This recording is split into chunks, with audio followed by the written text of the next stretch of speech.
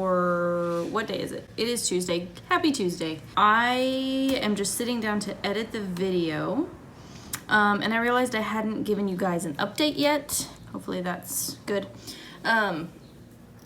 So yes, I wanted to kind of sit down and give you guys an update on the book because I am really enjoying it so far. It's reminding me a lot of Sweet Bitter by Stephanie Danler.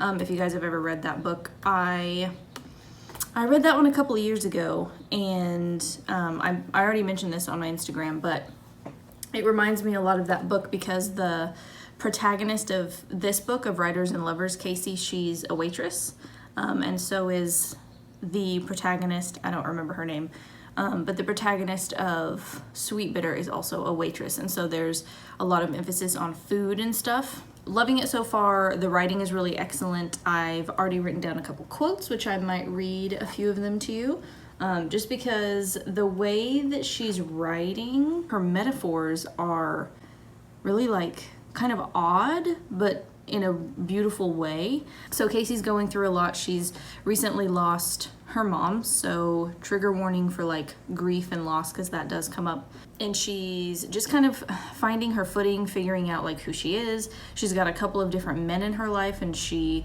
feels they're very different guys, and so she feels a different way when she's with each of them. So it's a lot about her like discovering who she is and romantic relationships and how she's navigating that. But anyway, some of the quotes, like there's one, for example, in the restaurant that she works at, there's like a patio, like an outdoor patio section of the restaurant. There's one afternoon and the weather's really nice, and she's talking about the way that the sunlight is coming through the trees and kind of putting dappled shadows on the tablecloths. And she says the plants all seem satisfied, thriving, and it makes you feel that way too, or at least that thriving is a possibility.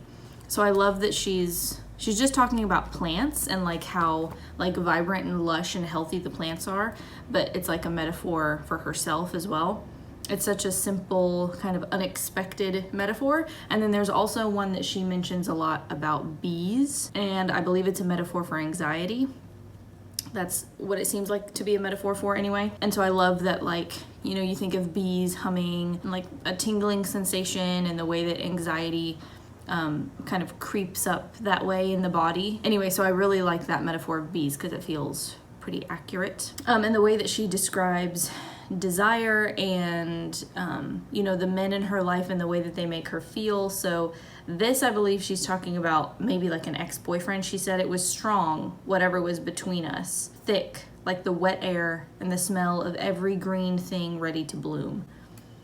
I love that. So she's got some more like nature kind of metaphors in there that are kind of unexpected and different. This one particularly, she's talking about desire. She says, my body aches from my throat to my groin. I feel like a hag in a fairy tale waiting to be made young and supple again. There is a little bit of commentary in here as well on like womanhood and what it means to be a woman and how we perceive the world, and how we're from a very young age kind of taught to perceive how others think of us, like how we're seen from the outside. Yeah, it's been really great so far. She also is a writer, like hence the title, Writers and Lovers. And I love the way that she talks about like kind of writer's guilt, I guess. So she's got a quote in there. She says, I don't write because I think I have something to say. I write because if I don't, everything feels even worse.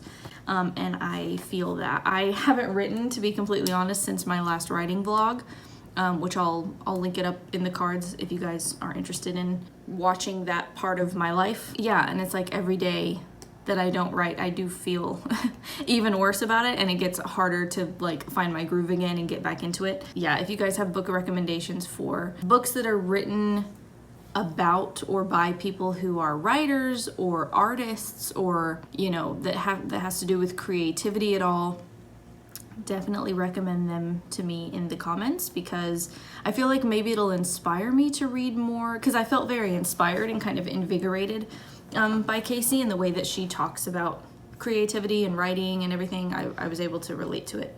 So yes, if you have book recommendations, leave them for me below. I think that's it for now.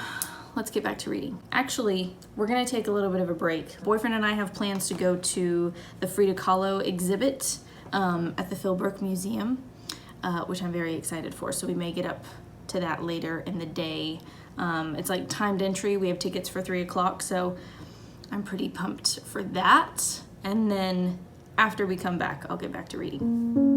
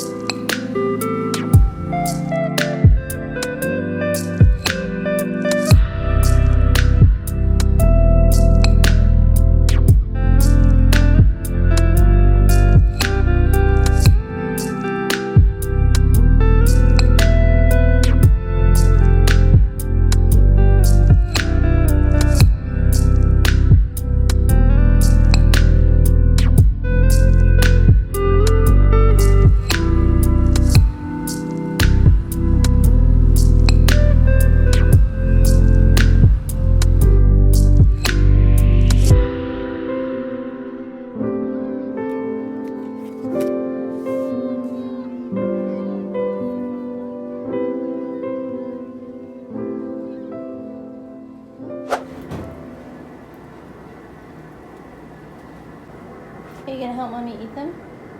It's probably not the best thing for a cat. I'll give you a bite. What's up, guys? I am making scones. Very excited. World Market. I don't know if you guys have one of those near where you live. Oh my gosh.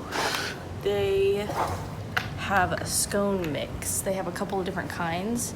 And I love them. I've got like the raspberry ones, I think, in the oven right now. I think it's from Sticky Fingers. I hope that you enjoyed those clips from the Philbrook Museum. That is such a cool thing to go do if you are ever passing through the Tulsa area.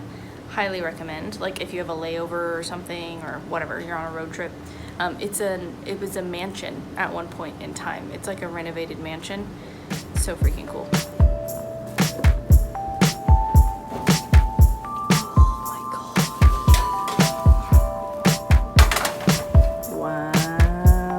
They smell really good, but they're very hot right now, so we're gonna have to give those a minute to cool down.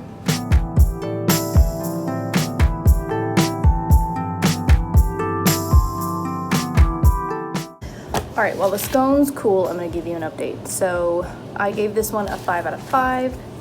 Here is your proof. And this is kind of how I do my book annotating journal. I've mentioned this a couple of times on my channel, where I've given you guys like a little sneak peek inside, but this is my basic setup. I just write quotes, notes, my thoughts, any like predictions I might want to make.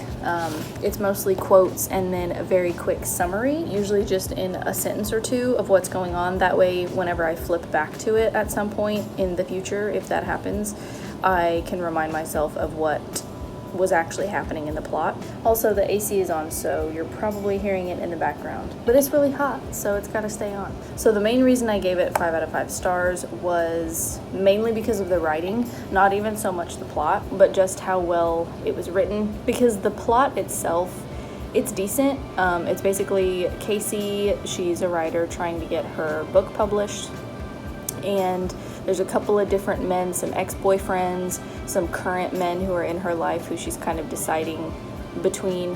One of them is older, his name is Oscar, he's a writer, he's married, he's got 2 young boys, and she loves them, but that at the same time there's like a guy who's more her age, who is actually one of Oscar's students, who she's also kind of interested in, so it's very much her sort of deciding who she might want to be with.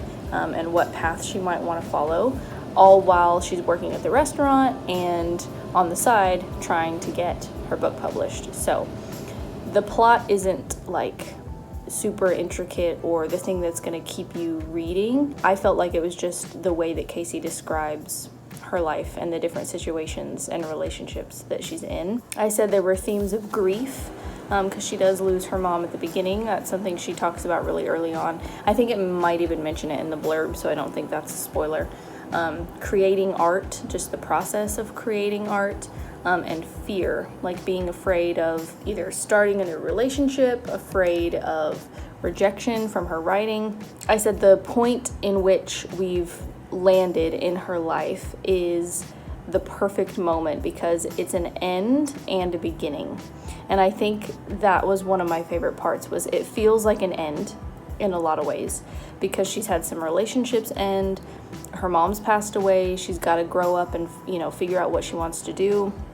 But then it also feels like a beginning because she may be starting this new relationship, she's trying to get that book published, and if that happens, it would totally lead her life in a different direction. So dealing with the death of her mother while also attempting to accomplish this goal of publishing her book makes it feel like we're sandwiched right at the end of a chapter and right at the beginning of a chapter. The placement of where we're at in time in her life is like perfect. You can totally envision like a book that may have come before and what might have happened with like the ex-boyfriend, but then you can also totally envision a future when you get to the end and you see, who she's with and how everything's unfolded. You can totally imagine a sequel as well. So I loved that. I said Lily King tells the story beautifully. The writing just feels really effortless, which means it was very well edited. I said it was descriptive, but without being flowery or unnecessary or overwrought, which is one of my favorite things, being able to really describe something in a unique way, but without it being overdone. Like one of the quotes she uses She's talking about having a panic attack. She's either in the middle of having it or it's about to happen. And she says, my chest feels like an old swollen piece of fruit about to split open with wet rot. So the metaphor and, the comparison of like her heart to a piece of rotten fruit is just so, there's something really like grotesque and kind of vampiric and dramatic and gross and awesome about that.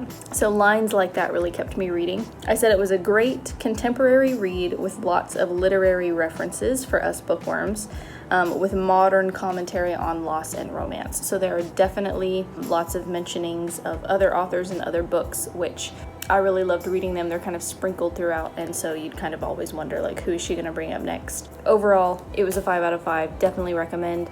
I'm gonna go eat a scone. Thank you guys for watching, and I will see you next time. Bye.